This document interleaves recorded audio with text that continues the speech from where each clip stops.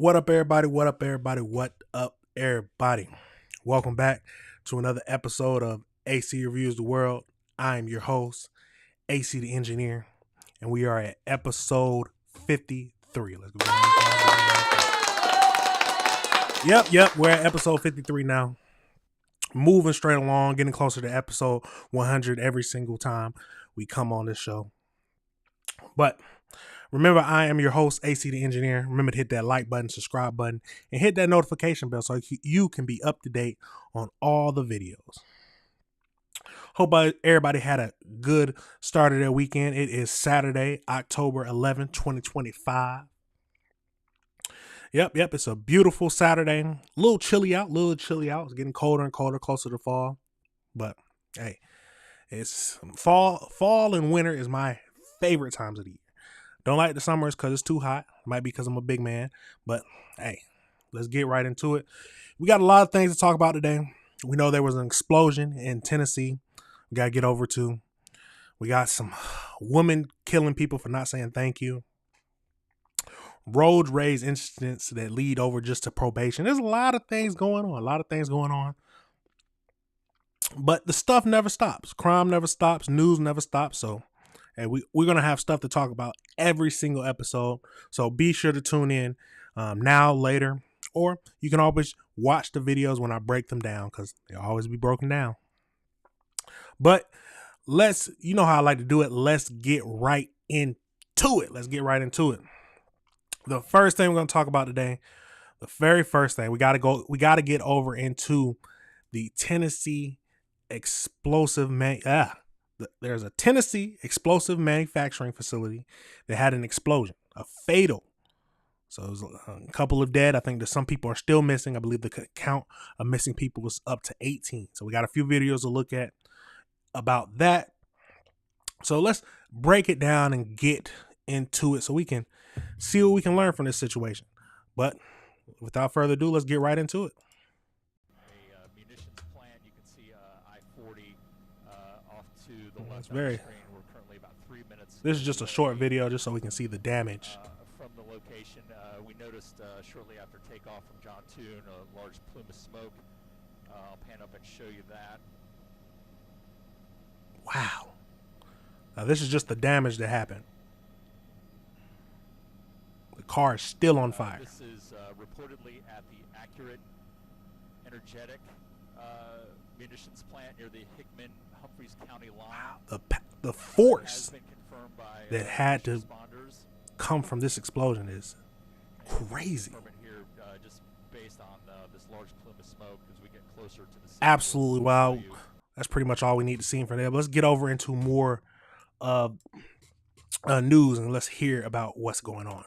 Now to developing news in Tennessee, where 19 people are missing, many presumed dead after an explosion leveled a munitions manufacturing plant. The factory mainly manufactures explosives for the Army and Navy, including everything from landmines to C4.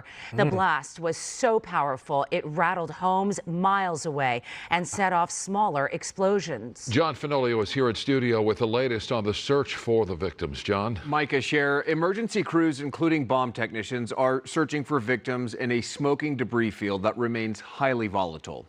Now, while the extent of the death toll remains unclear, the sheriffs in Humphreys County, Tennessee, says it's one of the most devastating situations he's ever seen.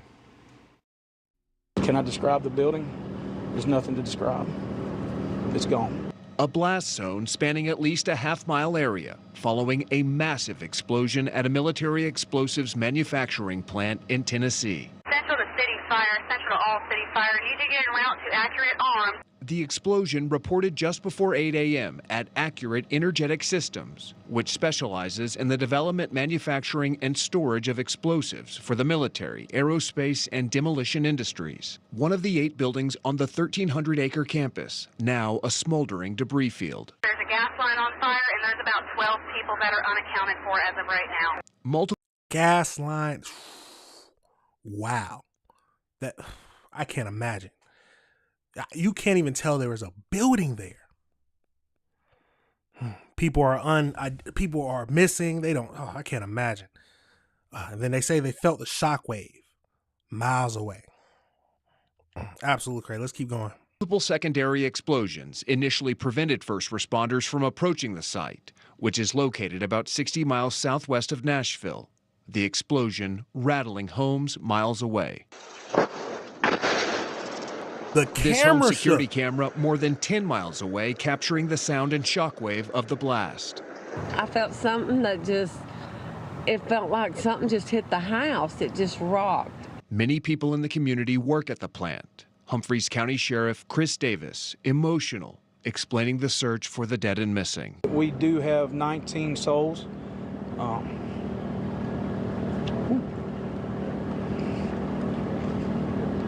That we're looking for. So you can hear the pain in his voice. Excuse me.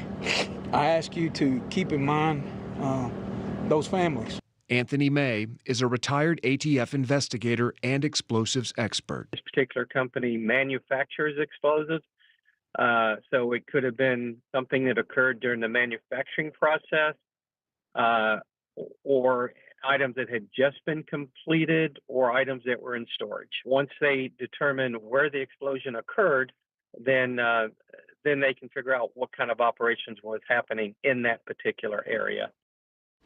And we just got an update. Officials in Humphreys County, Tennessee say one of the 19 missing is now accounted for. The ATF and FBI are leading the investigation to determine the cause of the explosion. Back to you. Wow. Absolutely crazy.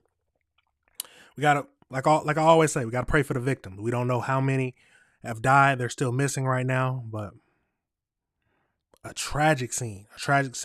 They got to do a good investigation. They got to go through the investigation process. They have to find out where exactly the explosion, the point of the explosion first occurred. If it was between where they were storing it, where they were making it.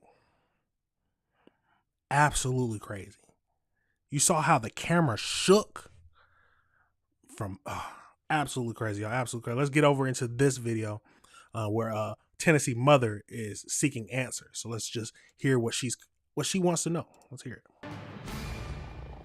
Continuing our breaking news coverage on the deadly plant explosion on the Humphreys-Hickman County line. Tonight, we know some are dead, 19 are missing. Families are waiting on word of their loved ones and praying for the best. Fox 17 News, Karen Aguilar joining us from Hickman County, where some family members of the victims are gathered to give us insight into their struggle. People went to work today, and now their families' lives have been changed forever following an explosion that happened past this gate behind me further down. Now, this is as close as we can get. A devastated mother tells me her son is one of the missing people. Jeremy Moore's mother, Ava Hinson, tells me he's worked at Accurate Energetic System for years. It's an ammunition plant. The last I've heard from him, he dropped his daughter off with me this morning, headed to work. I talked to her on the phone as she grapples with the news of his disappearance. He's my only son, and he would tell you that he's my baby boy. He lives right next door to me. Big old country boy. This after officials say a destructive explosion happened at the plant Friday morning. Michael Hooper was driving by the plant and saw the explosion. Well, we thought something hit our truck. Then all of a sudden we seen the big cloud of smoke, and then we realized that there had been an explosion.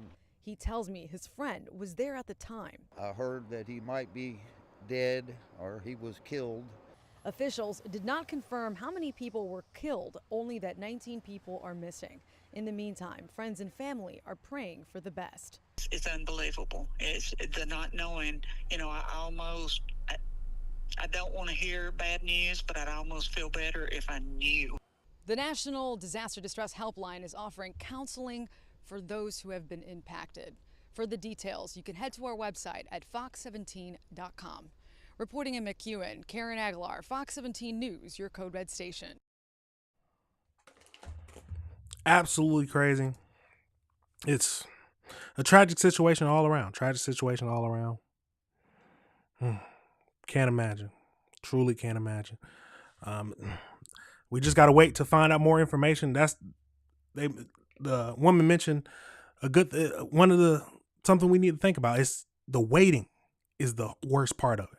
The waiting, trying to figure out if your loved one is gone, missing, they're dead and injured. It's absolutely tragic. We got to pray for the families of all these people who are missing. Hopefully they get some answers. But that explosion was very deadly. They have to be preparing for the worst, but hoping for the best. Absolutely crazy. Let me know if you have anything that you want to say about it, if you disagree with anything I said, but let me know your thoughts on that whole situation. Absolutely tragic situation. Absolutely tragic. Once we get more details about the cause of it, I will share that with everyone. And let me know if you hear anything. Absolutely crazy, y'all. Absolutely crazy. Now we're gonna pivot. We're gonna pivot over into. So it seems like a missing child was actually in ICE custody the whole time. It seems like it was an autistic child around, I think it said 14 or 15 years old, with the brain of like a 4-year-old. And it ended up being in ICE custody. So let's get over into this story and see what all this is about. And see if we can find out why he ended up in ICE custody in the first place. Let's get into it. So a 15-year-old boy, autistic, who was believed to be missing, has actually been in ICE custody for several days. Fox 26's Jillian Hartman is live in Spring Branch, where the boy was last seen almost a week ago. And you just got an update from the family the past 30 minutes. What did they have to tell you, Jillian? Yes, we learned that the boy is in ICE custody at one of the detention centers here in Houston. The mom says that he is safe and okay. Now, the boy was here at this intersection in Spring Branch with his mom and sister selling fruit when he disappeared. And here's the information we just learned in the last 30 minutes. Take a look at this. So the boy has autism and is sometimes nonverbal, and he disappeared last Saturday. He's 15 years old, but his social worker says he has the mindset of a 4 to 5-year-old. So they were very worried about his safety. The mom said around 3 p.m. on October 4th, she was with a customer selling fruit when her son asked her to use the restroom, and when she turned around, he was gone. Now, they filed a missing person report with Houston police, and earlier today, Fiel Houston held a press conference with the family begging for the public's help to find him. Now, today, police notified the family that the boy was found safe. Fiel Houston said a law enforcement agency found him, and he's been at the Office of Refugee Resettlement Children's Detention Center since Monday. The family is undocumented, and they're trying to get him released from ICE custody. And I'm told that the mom just had a FaceTime conversation with her son in the last 30 minutes and is thankful he is alive and hopes to be reunited with him soon. Reporting live, I'm Jillian Hartman, Fox 26 News. Well, so they let him go to the bathroom, and then he ended up missing. That is interesting. I'm trying to see how he got to ICE custody. Let's see if this video gives us more information about this. An update tonight on a missing teen with autism, and it is good news. That teen has been found after going missing for 6 days in Northwest Houston. Trace and Bragg live from where the teen was last seen with his mother, and some more updates, I understand, Trayson. That's right. It has been a very interesting day today, and I'll tell you, the family is obviously going through a roller coaster of emotions right now. And take a look behind me. I want to remind you, this is the intersection where that teenager was last seen and where he was reported missing just about a week ago. Now, up until about an hour ago, he was still reported missing.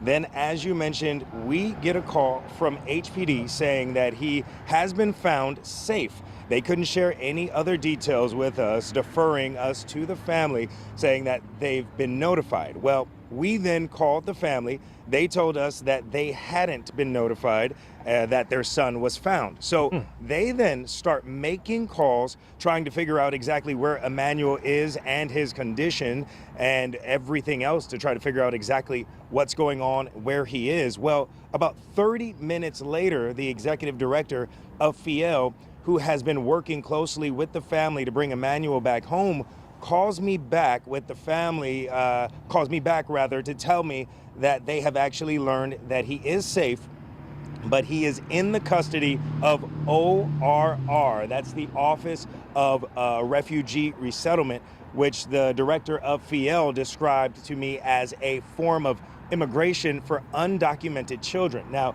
he also mentioned that Emmanuel has actually been in ORR custody for about 4 days. He says, of course, they didn't know that. Apparently, HPD just found out today. And what they're learning from ORR is that he says that some law enforcement agency took Emmanuel to their custody. They weren't confirming which law enforcement agency that was, just said that he's been there for 4 days. Now, of course, we are still working to figure out exactly what comes next for Emmanuel and his family. But important to note here, Emmanuel, even though he's 15, according to his family living with autism, he actually functions, they say, like a 4-year-old child. So still so many questions the family is working to learn. As soon as we learn those details from the family and other agencies, we will bring them to you ASAP. But definitely a roller coaster of emotions for Emmanuel, for his family, for everyone involved in this one, guys.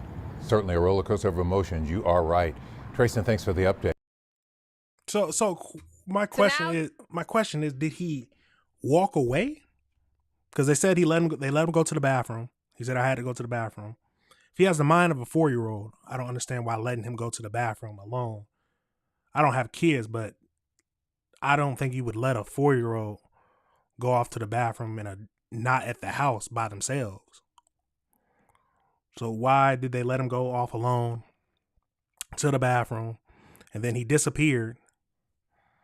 My thing, if they found him, say if they found him a missing child, they found a child, couldn't speak English.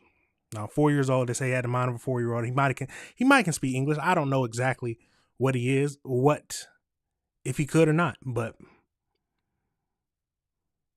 he might not have any identification on him, so they couldn't find the parents. But see, the thing is weird because they said they notified the family, but the family said that they didn't receive any notification. So there's a lot of iffy things happening. So I don't know.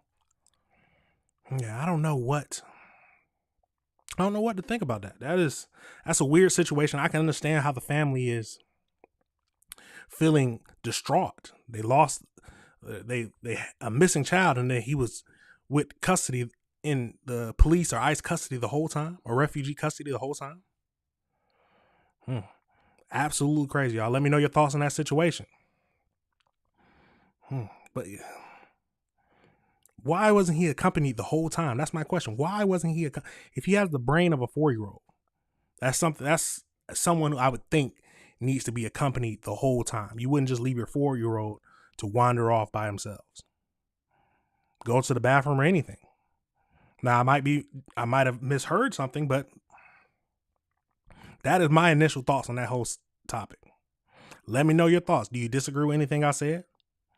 Or do you think that ICE knew what they was doing? They was a lot of people think that they were just trying to send the kid back. I don't know. That is what some people believe. I don't think they was trying to do that. I would hope they're not trying to do that. But let me know your thoughts on that whole situation, y'all. Let me know your thoughts. So I'm relieved that they was able to talk to him. They was able to they said they was able to FaceTime him. Actually able to speak to him, but they don't know when they'll be able to get him back in their custody.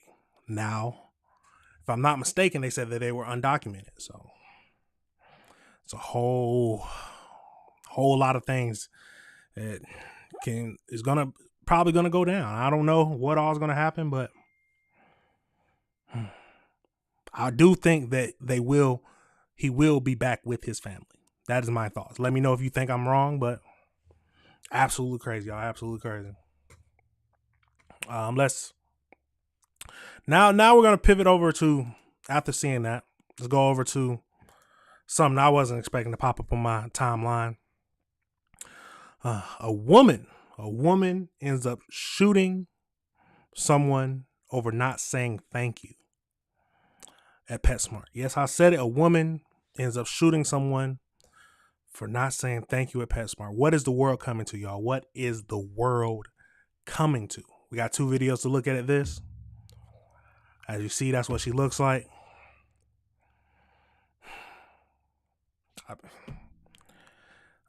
Nothing. Let's get into it. Let's get right into it. An arrest affidavit says a woman was shot and killed outside a Dallas PetSmart after getting upset at a woman for not saying thank you. Court documents say the victim, Cecilia Simpson, was shot several times after the dispute escalated into a parking lot fight. Peyton Yeager has more on the story tonight. The family of 41-year-old Cecilia Simpson sent Fox 4 News these photos of the Duncanville mother of two. Friends and old classmates from Duncanville ISD also mourning the loss. According to an arrest warrant affidavit, Simpson was shot and killed after becoming upset because a woman she held the door open for didn't say thank you. The argument. What are we doing? Come on now, what are we doing?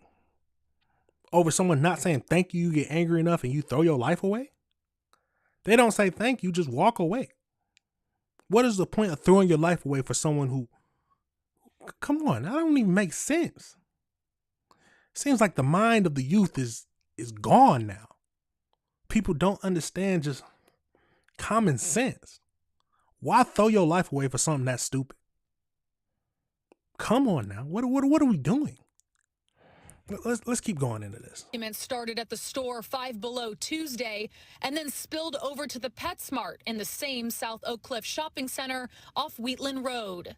Investigators say 22-year-old Kiana Hampton followed Simpson and her daughter into the PetSmart. Employees there asked them to leave. The screaming first caught my attention. Fox 4 spoke to a 27-year-old ER nurse who walked out of the PetSmart as the two women were arguing in the parking lot. The lady who was the shooter was still instigating, I guess, an argument or a fight or something. But the mom and daughter tried to get in their car and de-escalate the situation. But the lady wasn't having it. According to the affidavit, Hampton later confirmed to detectives she engaged in the verbal dispute, entering the PetSmart twice and continuing the argument, throwing the drink bottle at Simpson's car when she was about to leave and engaging in a physical altercation with her. That's when police say Hampton pulled out a gun and shot Simpson 3 times. Multiple nurses rushed to perform CPR, Simpson's daughter by her mom's side, while also on the phone with 911. If I could just hug that daughter, I just feel so bad for her, and I just want her to know that I did everything I could. Those other people did everything they could. You killed the mother in front of her daughter because she didn't say thank you. She tried to de-escalate and walk away from the situation, but you kept engaging? What is wrong with people nowadays? 22 and you just threw your life away for someone not saying thank you. Everybody ain't gonna say thank you, so what, you gonna kill everybody? Some people so stupid now. Let's keep going. Hampton remains here at the Dallas County Jail. She does face a murder charge. Yesterday, police say the suspect did take off in her own vehicle. She was later arrested. Surveillance video from that shopping center captured the shooting itself and also the suspect's license plate. Steve? All right. Absolutely crazy. Let's get over into this next video, see if it gives us any more details about what's happening. We have new details on a woman's murder at a Dallas shopping center that escalated from a courteous gesture to a violent confrontation. Good evening, I'm Steve Eager. I'm Heather Hayes, Fox 4's Alex Boyer, live with the details from arrest records. Alex. Hey guys, and according to that arrest warrant affidavit, we now know that it was the victim who got mad at the suspect for not saying thank you after she held the door open for the suspect at an area business. Well, that ended up spilling over into another nearby business where the arguing continued, and then once they were outside, that is when that verbal altercation turned deadly. The shooter was telling them, come outside, let's handle it outside, let's fight outside. And the mom and the daughter were kind of just telling her to go away. This 27-year-old nurse who asked that we not use her name had just walked out of this PetSmart store located off West Wheatland Road in the southeast Oak Cliff area of Dallas Tuesday afternoon when she noticed 2 women, one with her 20-year-old daughter, arguing in the parking lot. Moments later, she heard gunshots. But the mom and daughter tried to get in their car and de-escalate the situation, but the lady wasn't having it. So they ended up starting to fight. And then that's when the lady pulled out her gun and shot her. Dallas police later identified the suspect as 22-year-old Kiona Hampton. She fled the scene in her car. Some people are stupid. We've talked about this before. Some people are stupid. Some people deserve what they're gonna get. You throw your life away for something so little as not somebody not saying thank you to you for holding the door. You know how many people? You know how people have not said thank you to me before for opening the door, holding the door for them. You know what I do? I walk away. I don't play any mind to it. Some people just not gonna do that. So now you just threw away your life at 22 years old. But was arrested hours later with the help of surveillance video that captured her image, car, and license plate. The witness ran to help and put her training to work, performing CPR. The daughter was next to the mom the whole time. She, it's hard because, the screaming of a child for her mother is never easy, and it's never going to leave my head. The victim, identified as Cecilia Simpson, died at the hospital. All of this started on the other end of the shopping center at Five Below as both the suspect and victim exited the store with something that might seem like a simple gesture of courtesy. According to the arrest warrant affidavit, Simpson got upset at Hampton for not thanking her for holding the door. It spiraled quickly from there. Hampton, who reportedly waived her Miranda rights, confirmed that she engaged in the verbal dispute, entering the PetSmart twice and continuing the argument, throwing a drink bottle at Simpson's car when she was about to leave and engaging in a physical altercation with her, adding that she took out her gun and shot Simpson, stating she was trying to get Simpson away from her. And again, the victim's daughter was a witness to all of it. I've been trying not to cry, but just being in high school, my mom was such an important person during my lifetime, and she's the reason I became a nurse. My whole family is. Honestly, if I could just hug that daughter, I just feel so bad for her, and I just want her to know that I did everything I could. Those other people did everything they could. And those other people included 2 other nurses who rotated in CPR. Meanwhile, I can tell you that Hampton remains at the Dallas County Jail and no bond has been set. Back to you. All right. Yeah, she don't need no bond. She don't need no bond. As simple as that. Now, I don't know, because if someone's trying to walk away, why do you keep engaging? Come on, now she's trying to get in her car and leave. You kept instigating the fight. And then you pull out a gun to shoot her? 3 times? But she's probably going to try to use self-defense. It's going to fail. Well, it might. I would like to believe it's going to fail, but it's their right to have a defense. Because you are innocent until proven guilty in this country. But what is the mind of the youth going to? 22 years old? And you end up, why are you throwing your life away for something so meaningless? I don't understand people nowadays. I truly don't. Maybe you felt like she disrespected you somehow and you can't stand for that disrespect. Maybe you just weren't raised right. I don't understand it. But your life is over now. Your life is over. Was it worth it? Was it worth it to do something that stupid? Absolutely crazy, y'all. But let me know your thoughts on that situation. Let me know if you disagree with anything I said. How much time do you think she should get? It's a cold world out here, y'all. You got to keep your head on a swivel. You wouldn't think that you just not saying thank you to somebody could end up getting you in an argument and getting you shot 3 times. We got to pray for the daughter who's going through some grief. She's going to have to talk to somebody if she can't deal with it. And then we got to thank the nurses, the 3 nurses who were there, who jumped immediately into action, started performing CPR on the woman.